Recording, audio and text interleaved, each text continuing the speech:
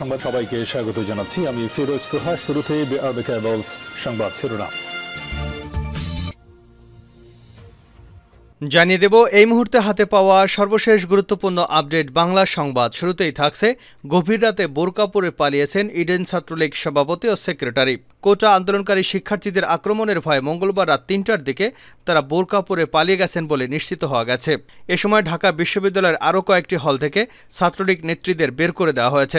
এ ঘটনা শোনার পর ইডেন ছাত্রলীগ নেতৃত্বের মধ্যেও আতঙ্ক ছড়িয়ে পড়ে, যার ফলে নিজেদের নিরাপত্তার কথা ভেবে রাতে বোরকা পরে হল থেকে পালিয়ে গেছেন। এবারে জানাবো বিএনপির কেন্দ্রীয় কার্যালয়ে তালা, অতিরিক্ত পুলিশ মোতায়েন। রাজধানীর নয়াপল্টনে বিএনপির কেন্দ্রীয় কার্যালয়ের মূল ফটকে তালা লাগিয়ে দেওয়া হয়েছে। বুধবার সকাল থেকেই কার্যালয়টির মূল ফটকে তালা ঝুলতে দেখা গেছে। কে বা কারা তালা লাগিয়েছে তা নিশ্চিত হওয়া যায়নি। এদিকে রাজশাহী বিশ্ববিদ্যালয়ের প্রশাসন ভবন ঘেরাও। চলমান কোটা আন্দোলনের জেরে রাজশাহী বিশ্ববিদ্যালয় ও সব আবাসিক হল বন্ধের ঘোষণা প্রত্যাখ্যান করে প্রশাসনিক ভবন ঘেরাও করেছেন আন্দোলনকারীরা। জানিয়ে দেব কোটার সংস্কার আন্দোলনকারীদের উপর হামলা, হত্যা এ বিষয়ে যা বলল জাতিসংঘ। বাংলাদেশের সরকারি চাকুরিতে কোটা সংস্কারের দাবিতে আন্দোলনকারী সাধারণ শিক্ষার্থীদের উপর হামলা ও হত্যাকাণ্ডের ঘটনায় উদ্বেগ জানিয়েছে জাতিসংঘ। সহিংস হামলা থেকে বিক্ষোভকারীদের রক্ষা করতে সরকারের প্রতি আহ্বান জানিয়েছে এই সংস্থাটি।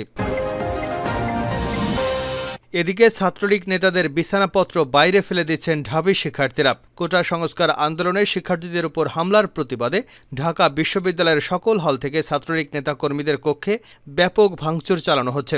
এছাড়া ছাত্রলীগ নেতাকর্মীদের বিছানাপত্র হল থেকে বাইরে ফেলে দিচ্ছেন ঢাবি শিক্ষার্থীরা। সাধারণ শিক্ষার্থীদের ভয়ে ছাত্রলীগ নেতারা গা ঢাকা দিয়েছেন।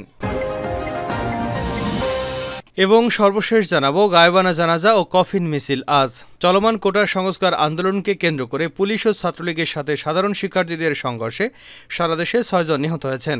তাদের স্মরণে আজ বুধবার দুপুরে সারা দেশে গায়েবানা জানাজা ও কফিন মিছিল করবেন আন্দোলনকারী শিক্ষার্থীরা। এতক্ষণ শিরোনাম শুনছিলেন, এবার বিস্তারিত।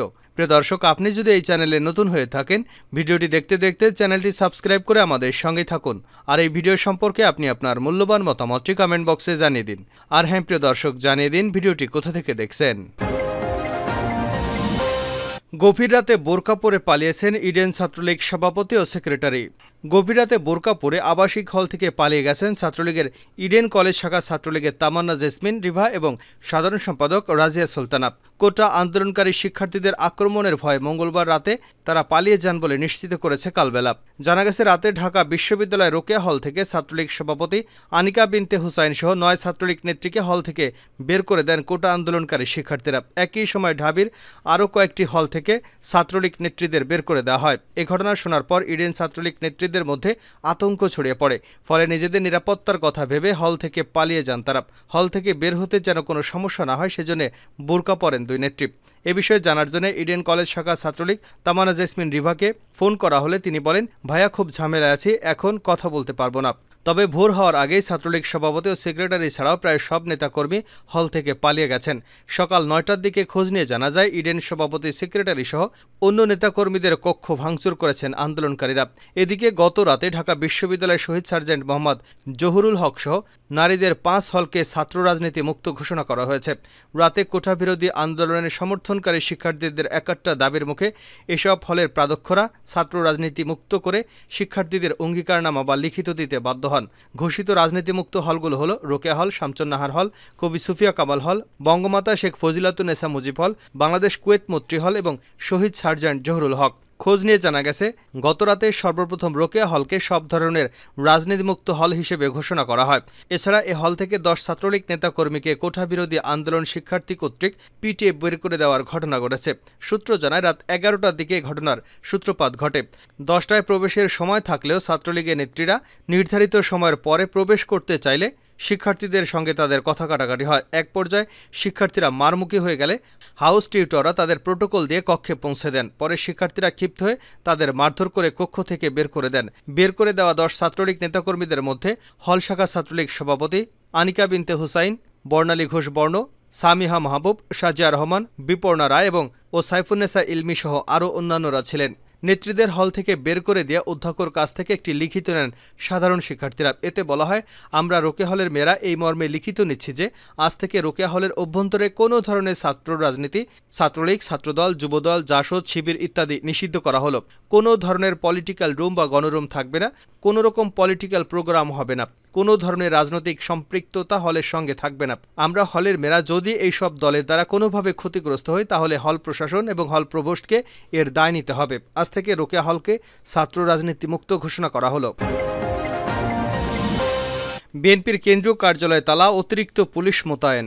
রাজধানীর নয়াপল্টনে বিএনপির কেন্দ্রীয় কার্যালয়ের মূল ফটকে তালা লাগিয়ে দেওয়া হয়েছে।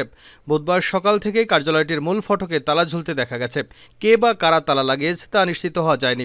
তবে সিআইডি বিএনপির কেন্দ্রীয় কার্যালয়ের মূল ফটকের সামনে ক্রাইম সিন ফিতা দিয়ে রেখেছে। এর চারিদিকে আইনশৃঙ্খলা রক্ষাকারী বাহিনীর সদস্যদের দাঁড়িয়ে থাকতে দেখা গেছে। এছাড়া বিএনপির কেন্দ্রীয় কার্যালয়ের আশপাশে অতিরিক্ত পুলিশের উপস্থিতি লক্ষ্য করা গেছে। বুধবার সকাল থেকে বিএনপির কার্যালয়ে দলটির কোনো নেতাকর্মী বা কর্মচারীরা কেউ আসেনি। এর আগে গতকাল রাতে বিএনপির কেন্দ্রীয় কার্যালয়ে অভিযান চালায় ডিবি। এর কিছুক্ষণ পর ভার্চুয়াল সংবাদ সম্মেলন করে বিএনপির সিনিয়র যুগ্ম মহাসচিব রুহুল কবির রিজভী বলেন, মধ্যরাতে নয়াপল্টনের বিএনপির কেন্দ্রীয় কার্যালয়ে গোয়েন্দা পুলিশের অভিযান সরকারের নোংরা নাটক।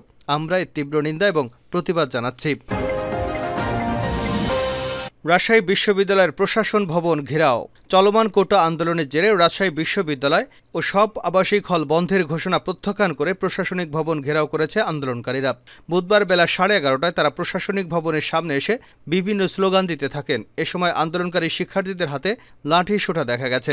আন্দোলনরত শিক্ষার্থীদের দাবি, বিশ্ববিদ্যালয়ের সব ধরনের রাজনীতি বন্ধ করে আবাসিক হল চালু রাখতে হবে। সার্বিক বিষয় জানতে বিশ্ববিদ্যালয়ের প্রক্টর আব্দুল হাসাবুল হকে একাধিকবার কল করা হলেও তার সঙ্গে যোগাযোগ করা সম্ভব হয়নি। অবস্থায় রাজশাহী বিশ্ববিদ্যালয় জুড়ে উত্তেজনা বিরাজ করছে। কোটার সংস্কার আন্দোলনকারীদের উপর হামলা, হত্যা এ বিষয়ে যা বলল জাতিসংঘ। বাংলাদেশের সরকারি চাকুরিতে কোটা সংস্কারের দাবিতে আন্দোলনকারী সাধারণ শিক্ষার্থীদের উপর হামলা ও হত্যাকাণ্ডের ঘটনায় উদ্বেগ জানিয়েছে জাতিসংঘ। সহিংস হামলা থেকে বিক্ষোভকারীদের রক্ষা করতে সরকারের প্রতি আহ্বানও জানিয়েছে এই সংস্থাটি। জাতিসংঘে নিয়মিত ব্রিফিংয়ে এক সাংবাদিকের প্রশ্নের জবাবে মহাসচিব অ্যান্তোনিও গুতেরেসের মুখপাত্র স্টিফেন ডুজারিক এসব কথা বলেন। জাতিসংঘ বলছে, বাংলাদেশের শান্তিপূর্ণ বিক্ষোভ করার অধিকার আছে এবং সরকারকে সেই অধিকার রক্ষা করতে হবে। একই সঙ্গে বাংলাদেশের চলমান ঘটনা প্রবাহ জাতিসংঘ পর্যবেক্ষণ করছে। এদিনের ব্রিফিংয়ে এক সাংবাদিক বাংলাদেশের সরকারি চাকুরিতে কোটা সংস্কারের দাবিতে আন্দোলনরত শিক্ষার্থীদের উপর হামলা, সংঘর্ষ, হত্যাকাণ্ডের বিষয়ে জানতে চান। তিনি বলেন, বাংলাদেশের সরকারি চাকুরিতে তথাকথিত কোটা পদ্ধতির পরিবর্তে মেধাভিত্তিক নিয়োগ ব্যবস্থার দাবিতে দেশব্যাপী বিক্ষোভ চলছে। সরকারের সহযোগী সংগঠন ছাত্রলীগ নিরাপত্তা বাহিনীকে সঙ্গে নিয়ে আন্দোলনকারীদের উপর হামলা চালিয়েছে। বিক্ষোভে হামলায় 6 শিক্ষার্থী নিহত হয়েছেন। জাতিসংঘের মহাসচিবকে এই পরিস্থিতি সম্পর্কে অবগত আছেন? এর জবাবে জাতিসংঘের মহাসচিবের মুখপাত্র স্টিফেন ডুজারিক বলেন, হ্যাঁ, আমরা চলমান আন্দোলন পরিস্থিতি সম্পর্কে খুব ভালোভাবে অবগত আছি। আমরা ঘনিষ্ঠভাবে এবং উদ্বেগের সঙ্গে পরিস্থিতির উপর নজর রাখছি। তিনি আরও বলেন, আমি মনে করি বাংলাদেশে হোক বা বিশ্বের অন্য কোথাও মানুষের শান্তিপূর্ণ বিক্ষোভ করবার অধিকার রয়েছে এবং যে কোনো ধরনের হুমকি, সহিংসতা থেকে বিক্ষোভকারীদের রক্ষা করার জন্য আমরা বাংলাদেশের সরকারের প্রতি আহ্বান জানাই। বিশেষ করে যুবক বা শিশু বা প্রতিবন্ধী ব্যক্তিদের মতো যাদের অতিরিক্ত সুরক্ষা প্রয়োজন হতে পারে, যেন তারা শান্তিপূর্ণভাবে প্রতিবাদ করতে পারে। স্টিফেন ডুজারিক বলেন, শান্তিপূর্ণভাবে প্রদর্শন করতে পারা একটি মৌলিক মানবাধিকার এবং সরকারের উচিত হবে সেই অধিকারগুলো রক্ষা করা। ছাত্রলীগ নেতাদের বিছানাপত্র বাইরে ফেলে দিচ্ছে ঢাবি শিক্ষার্থীরা। কোটা সংস্কার আন্দোলনে শিক্ষার্থীদের উপর হামলার প্রতিবাদে ঢাকা বিশ্ববিদ্যালয় হল থেকে ছাত্রলীগ নেতাকর্মীদের কক্ষে ব্যাপক ভাঙচুর চালানো হয়েছে। এছাড়া ছাত্রলীগ নেতাকর্মীদের বিছানাপত্র হল থেকে বাইরে ফেলে দিচ্ছেন ঢাবি সাধারণ শিক্ষার্থীরা। এর আগে ঢাকা বিশ্ববিদ্যালয় জসীমউদ্দিন হল থেকে ছাত্রলীগ নেতাকর্মীদের ঘাট ধরে বের করে দিয়েছে আন্দোলনরত শিক্ষার্থীরা। হলকে রাজনীতিমুক্ত রেখে প্রশাসনিক হল পরিচালনার দাবিতে শিক্ষার্থীদের এই আন্দোলন। এ সময় ঢাকা বিশ্ববিদ্যালয় ছাত্রলীগের সাধারণ সম্পাদক তানভীর হাসান সৈকতের রুম ভাঙচুর করেন আন্দোলনকারীরা। বুধবার সকালে ঢাবির হলগুলোতে গিয়ে দেখা যায় ঢাকা বিশ্ববিদ্যালয়ের শিক্ষার্থীরা একত্রিত হয়ে ঢাবির বঙ্গবন্ধু, জহুরুল হক, বিজয় ৭১, জসীমউদ্দিন, সূর্য সেন হল থেকে ছাত্রলীগ নেতাকর্মীদের বিছানাপত্র বাইরে ফেলে দিচ্ছে। আন্দোলনরত এক শিক্ষার্থী বলেন, তাদের অত্যাচার আর কত, আমার ভাই ও বোনের লাশ আজ রাজপথে। আর এরা থাকবে মহাসুখে। এটা আমরা মানব না। কোনো ধরনের রাজনৈতিক ছাত্র সংগঠন আজ থেকে হলে থাকবে না। যে থাকবে সে সাধারণ শিক্ষার্থী হয়ে থাকবে। এ বিষয়ে জানতে জসিমউদ্দিন হলের প্রাধ্যক্ষকে একাধিকবার কল করা হলেও সাড়া পাওয়া যায়নি। বুধবার সকাল ৯টা নাগাদ দেখা যায় জসিমউদ্দিন হলের মধ্যে একত্রিত হয়ে স্লোগান দিচ্ছেন শিক্ষার্থীরা। এ সময় ছাত্রলীগ নেতাকর্মীদের কয়েকজন নিজে থেকেই চলে যান। কয়েকজন ছাত্রলীগ নেতা বাধা দেওয়ার চেষ্টা করলে শিক্ষার্থীরা তাদের সঙ্গে ধাক্কাধাক্কি করেন। পরবর্তীতে ছাত্রলীগ নেতারা স্থান ত্যাগ করতে বাধ্য হন। এ সময় শিক্ষার্থীদের আমার ভাই রক্ত বৃথা যেতে দেব না, কোটা না মেধা ইত্যাদি নানা স্লোগান দিতে দেখা যায়। গায়েবানা জানাজা ও কফিন মিছিল আজ। চলমান কোটা সংস্কার আন্দোলনকে কেন্দ্র করে পুলিশ ও ছাত্রলীগের সাথে সাধারণ শিক্ষার্থীদের সংঘর্ষে সারা দেশে ৬ জন নিহত হয়েছেন। তাদের স্মরণে আজ বুধবার দুপুরে সারা দেশে গায়েবানা জানাজা ও কফিন মিছিল করবেন আন্দোলনকারীরা। মঙ্গলবার দিবাগত রাত 12:15টার দিকে এ কর্মসূচি ঘোষণা করেন বৈষম্য বিরোধী ছাত্র আন্দোলনের সমন্বয়করা বলেন, পুলিশ এবং ছাত্রলীগের যৌথ হামলা গুলিবর্ষণে শহীদ ভাইদের জন্য ১৭ জুলাই দুপুর ২টায় রাজু ভাস্কর্যের পাদদেশে গায়েবানা জানাজা এবং কফিন মিছিল অনুষ্ঠিত হবে।